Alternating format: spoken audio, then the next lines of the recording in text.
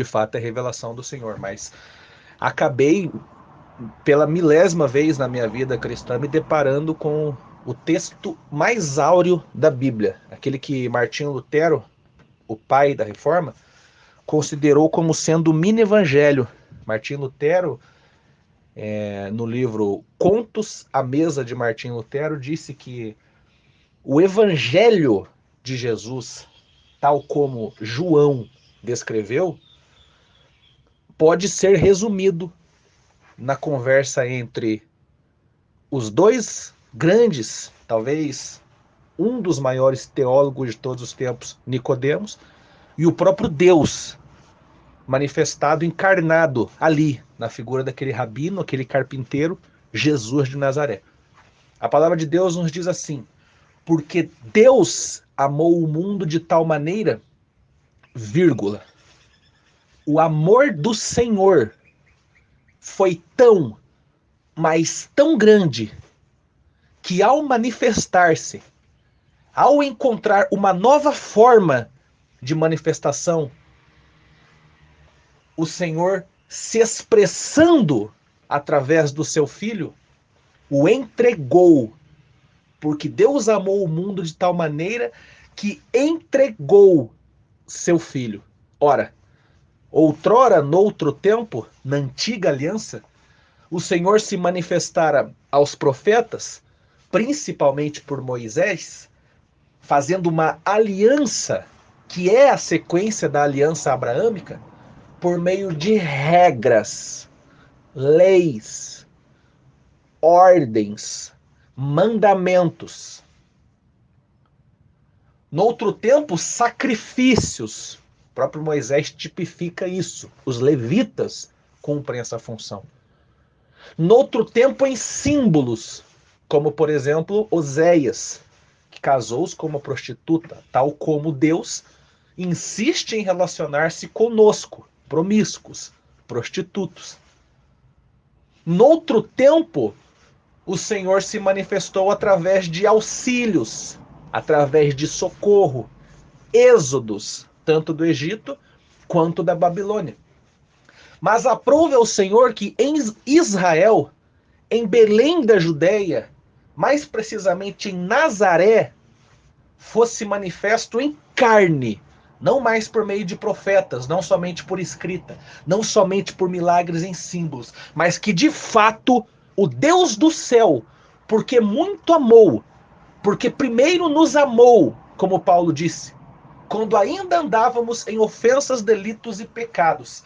Ele amou o mundo de uma tal forma, de tamanha envergadura, de tão profunda profundidade, de tão rica riqueza, de tão incondicional amor, que entregou seu filho. O próprio Jesus diz sobre este amor: ora, alguém poderia sim entregar a sua vida por alguém que o ama. Você faria isso pela sua mulher, pela sua mãe, pelo seu filho, sabendo que esse seu amor é retribuído por esse seu ente querido. Ora, o que Deus fez é muito mais profundo.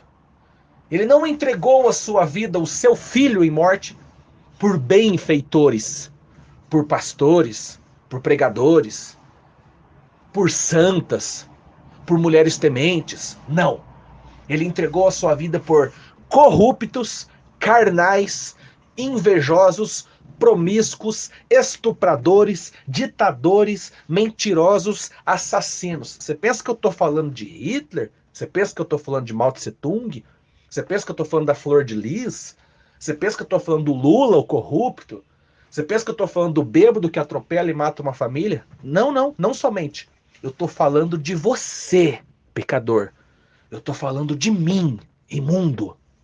Deus entregou o seu filho para morrer por estes, por essa gentalha. Olha o tamanho amor. Você entregaria-se em vida para salvar o seu filho, né? O que Deus fez é muito mais profundo. Ele entregou o próprio filho para morrer, não por gente de bem, mas por homens maus, por mulheres malignas. Deus entregou o seu filho. Para quê?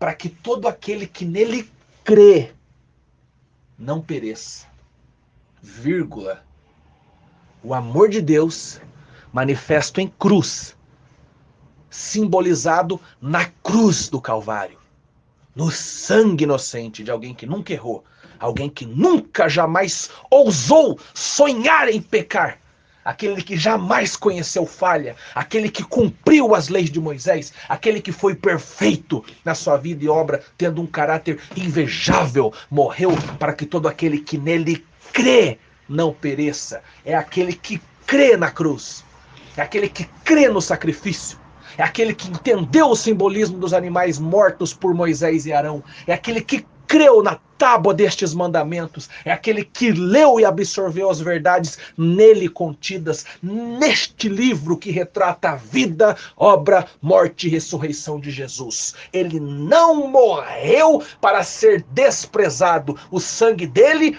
é eficaz, todavia é para aquele que crê em Jesus. Quem crê o ama.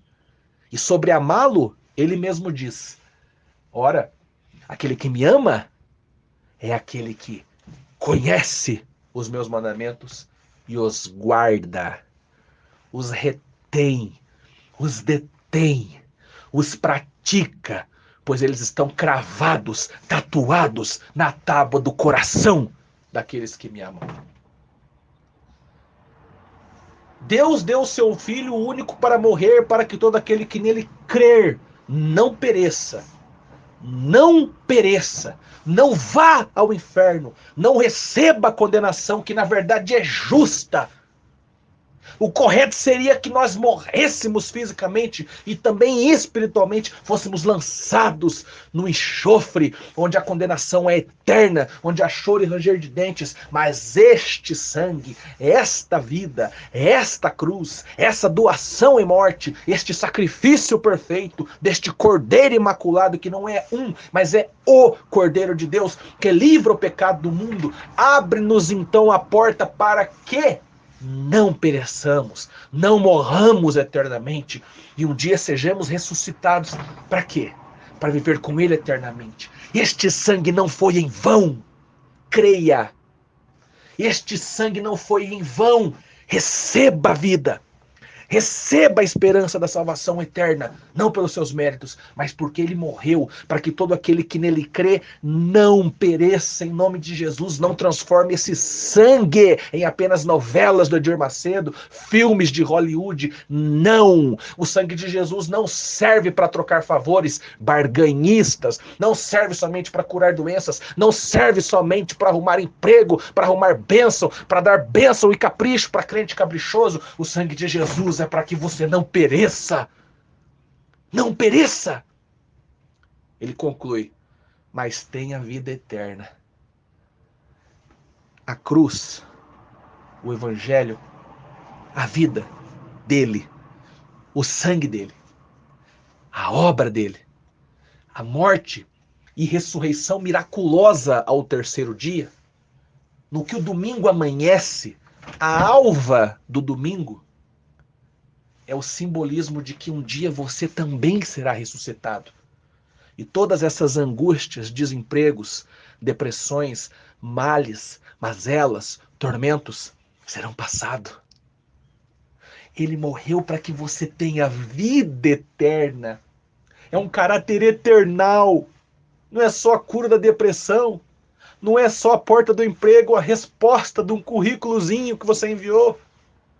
A solução do casamento que anda em frangalhos, o ministério à bancarrota. Não, não, não. Essas coisas estão sim diante da mão dele, diante dos olhos dele, debaixo das potentes mãos dele. Mas o essencial do evangelho é que você tenha a vida eterna.